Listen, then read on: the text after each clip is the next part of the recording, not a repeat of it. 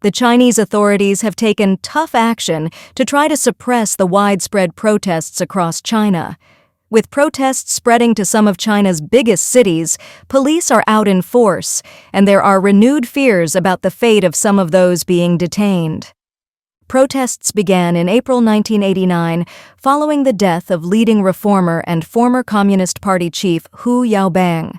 Students poured into Beijing's Tiananmen Square to mourn his death, and the protests quickly escalated, demanding reforms, democracy, and liberty. The movement culminated in the tragic events of June 4, 1989, when the Chinese authorities cracked down on the demonstrators in Tiananmen Square, leading to numerous deaths. The recent protests in China reveal widespread discontent with the government's handling of unpaid salaries or echoing concerns about issues such as press freedom and democracy. The unrest signals a challenge to President Xi Jinping's leadership and the rigid enforcement of policies, potentially impacting China's economy and revealing a shift in the long-standing social contract between the Communist Party and the people. Factories faces worker outcry, unjust layoff allegations. The exploitative factory Dam is shutting down for half a year starting tomorrow. Workers at Donglong Garment Limited Company located in Ningling County, Shangqiu City, Henan Province, received only 1,100 RMB in wages after working for 27 days, significantly below the local minimum wage standard. On January 16th, the workers initiated a collective strike, demanding a salary increase. The striking workers posted on social media stating that Donglong and Ningling, Shangqiu, only paid 1,100 RMB after 27 days of work. They accused the company, a subsidiary of the Donglong Group and the 15th factory under its umbrella, of being a blood-sucking factory. The clothing company, established in December 2022 with a registered capital of 10 million RMB, is a key investment project in Ningling County, specializing in the production of firefighting clothing. It is known that workers at this company have gone on strike multiple times in the past due to salary issues, but the problems have not been effectively resolved. Similarly, workers at Zhirong Precision Technology Limited Company in Chang'an Town, Dongguan, Guangdong Province, also went on strike on the same day, opposing the factory's forced long vacation policy and the payment of only 80% of the minimum salary. Zhirong Technology Limited Company, established on September 25, 2007, in Dongguan's Chang'an Town, operates in the production and sale of precision molds, precision gauges, and precision tools. On January 15th, the company issued a notice announcing a phased rotational leave for all employees for a duration of 6 months. During the leave, the company would pay regular wages for the first month and 80% of the local minimum salary for living expenses from the second month onwards. Ironically, the company's stock had quadrupled in the past few months, leading workers to believe it was a disguised layoff by the company. This decision has severely affected the lives of the workers, especially those with mortgages, car loans, and credit card debts. They demanded the withdrawal of the vacation notice or fair compensation in accordance with legal regulations. On the same day, over 100 workers forced to take leave gathered at the factory gate, displaying banners calling for dialogue with the company. Some workers even climbed to the top of the building, threatening to jump in protest. According to China's labor laws, in case of production and operation difficulties, employers can negotiate with employees to shorten working hours or suspend production, but they must pay workers no less than 80% of the local minimum wage. However, in practice, many companies, under the pretext of operational difficulties, adopt prolonged waiting measures to reduce workers' salaries and force them to resign, aiming to achieve a de facto layoff and evade compensation. The frustration culminated in larger demonstrations in Urumqi and other major cities. People throughout China are expressing widespread dissatisfaction, with their anger manifesting in street protests that have spanned several days. This unrest is not confined to a particular demographic, as it includes residents in far west China frustrated with lockdowns and students at prestigious Beijing universities, marking almost 3 years into the pandemic. Demonstrators from various walks of life find themselves on the verge of a breaking point due to elusive and stringent controls that have adversely impacted livelihoods and stifled the economy. A significant catalyst for the recent outburst was a fire in an apartment building in the city of Urumqi, located in the northwestern region of Xinjiang, where officials reported 10 casualties. Subsequently, residents, already grappling with lockdowns for over 3 months, took to the streets, expressing their grievances against COVID-19 restrictions, which they claimed impeded rescue efforts. The frustration culminated in larger demonstrations in Urumqi and other major cities. On Saturday, a vigil in Shanghai mourned the victims of the fire, but as the protests expanded, the calls for change grew louder. What began as demands to roll back China's strict pandemic measures evolved into political protests targeting President Xi Jinping directly. Demonstrators creatively used blank sheets of paper as a symbol of defiance against censorship, although authorities swiftly attempted to erase any signs of unrest on Chinese social media. Nationwide wave of protests. Dalian's elderly rally for healthcare rights. On February 15th, the elderly in Dalian also took to the streets, opposing healthcare reform, echoing the sentiments in Wuhan. They hope that more elderly people in cities across the country will stand up and fight for their rights. Since the implementation of the tax-sharing system, how much money have local governments made from selling land? This astronomical sum of money, where did it go?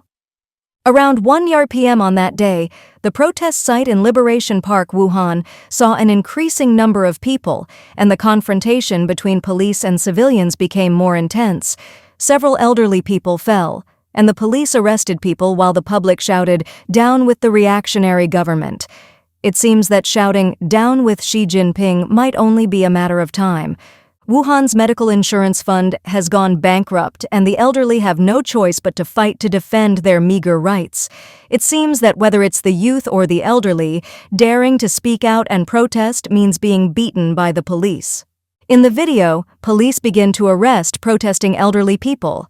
After the real estate collapse, local fiscal revenues are insufficient, and the Wuhan government is heavily in debt. Public budget revenue has not grown for 5 years, accumulating debts of over 300 billion in just 4 years, equivalent to the debts incurred in the previous 8-9 years.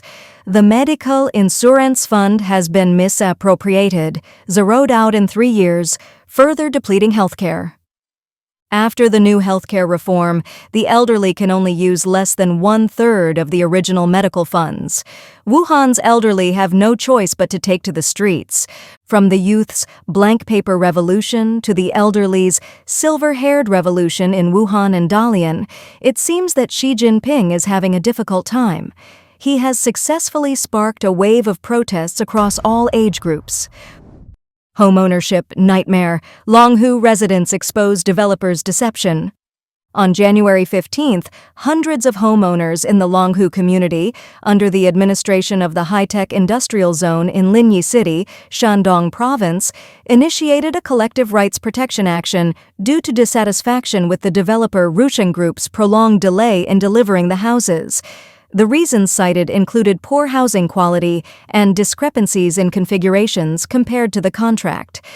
Wearing orange vests with the words "Longhu Steering Rights Protection Homeowners," they marched to the entrance of the High-Tech Zone Administration Committee, demanding government intervention to investigate and protect the legitimate rights of homeowners. The Longhu community is a residential project developed by Rusheng Group in the high-tech zone of Linyi City, consisting of over a dozen buildings. Despite exceeding the originally scheduled delivery date, the houses still cannot be handed over. Simultaneously, homeowners discovered significant discrepancies between the actual buildings and the contract terms. Not only were the quality of decoration materials and equipment subpar, but some configurations were even reduced or canceled by the developer. The community, with over 10,000 residents, has only one entrance and exit gate. Homeowners have previously initiated collective rights protection actions multiple times, demanding that the developer deliver houses meeting the agreed-upon standards. However, the developer has consistently evaded and delayed their responsibilities.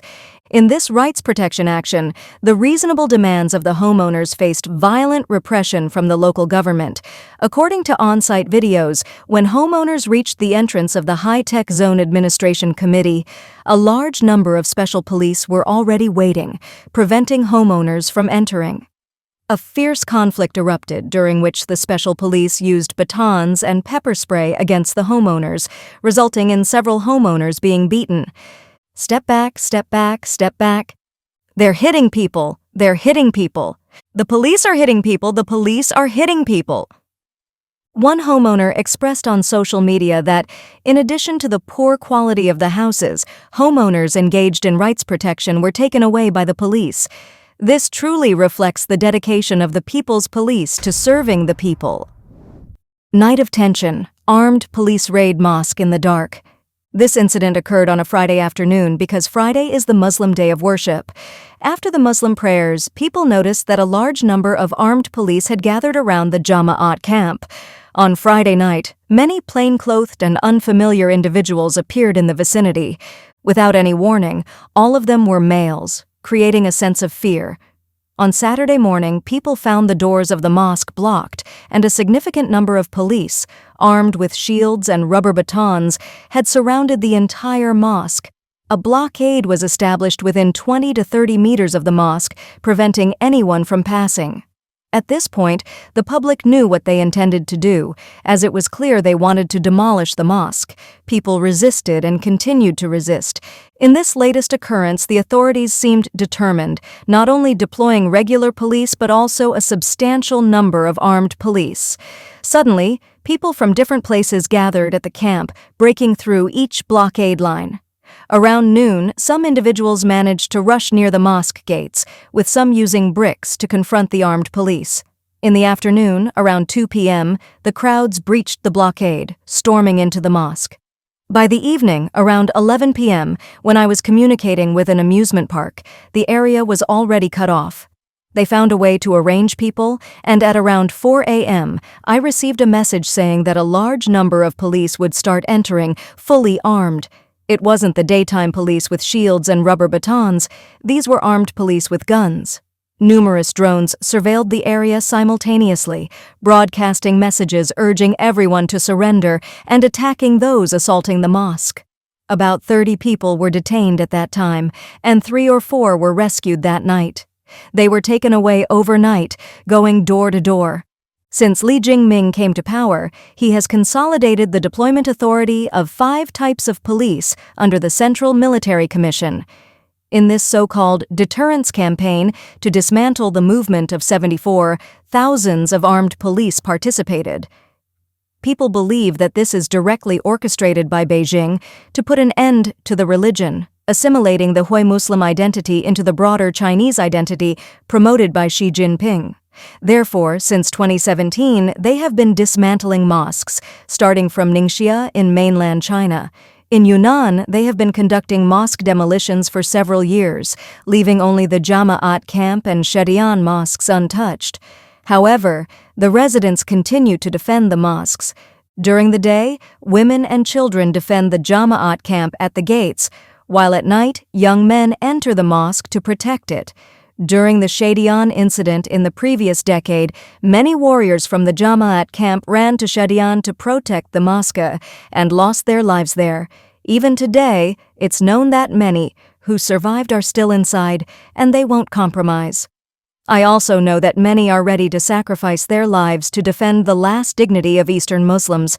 The recent outbreak of protests, including the widespread dissent against President Xi Jinping, represents a significant challenge to his leadership and the stringent enforcement of policies potentially impacting China's economy. The discontent has evolved beyond COVID-19 restrictions, encompassing broader concerns such as press freedom and democracy. The unrest is not limited to a specific demographic, as demonstrated by protests spanning different regions and involving residents frustrated with lockdowns, students, factory workers, the elderly, and religious communities. The incidents mentioned, from workers' strikes in Henan and Guangdong to protests in Urumqi and Shanghai, and the collective rights protection action in Linyi City, Shandong Province, reveal a multifaceted expression of grievances. Moreover, the resistance against the demolition of mosques indicates a persistent defense of religious identity against government assimilation efforts. As the protests continue to gain momentum and spread across different age groups and regions, the Chinese authorities face a complex challenge in managing widespread discontent. The grievances voiced by the people go beyond immediate issues, touching on broader themes of social and political freedoms. The response of the government to these protests will likely have implications for the social contract between the Communist Party and the people, potentially influencing the future trajectory of China's domestic stability and international standing.